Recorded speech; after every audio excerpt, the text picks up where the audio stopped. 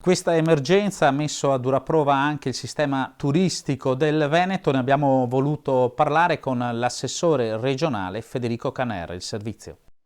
Il comparto turistico della Regione Veneto risulta già duramente colpito dall'emergenza sanitaria in corso e, per correre ai ripari, l'assessore Federico Caner ha stilato con la Commissione Turismo e l'Industria Alberghiera un documento unitario da proporre al Governo. Come Regione Veneto abbiamo presentato molte istanze che ci venivano dal territorio, dalle associazioni di categoria in particolare, non solo dell'ambito alberghiero ma anche extra alberghiero, oppure le guide per esempio turistiche, o insomma tutti coloro che lavorano attorno al turismo.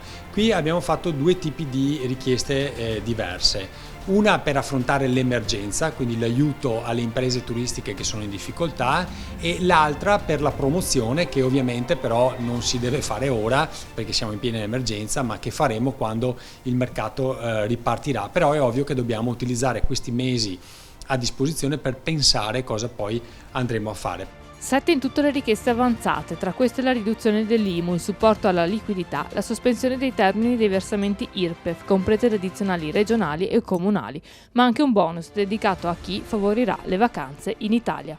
Dato che noi riteniamo che la stagione turistica estiva sarà orientata molto probabilmente al mercato domestico, quindi ai veneti e agli italiani, noi diciamo agli italiani e ai veneti: rimaniamo nel nostro paese quest'estate, facciamo le vacanze nei nostri luoghi. Allora abbiamo chiesto al governo che ci sia un incentivo fiscale, una sorta di deduzione fiscale di 250 euro a testa per ogni persona che decide di fare la vacanza in Italia e quindi poterla detrarre dalle tasse. E questo pensiamo possa essere un'opportunità per conoscere il nostro territorio e anche, perché no, allungare la stagione.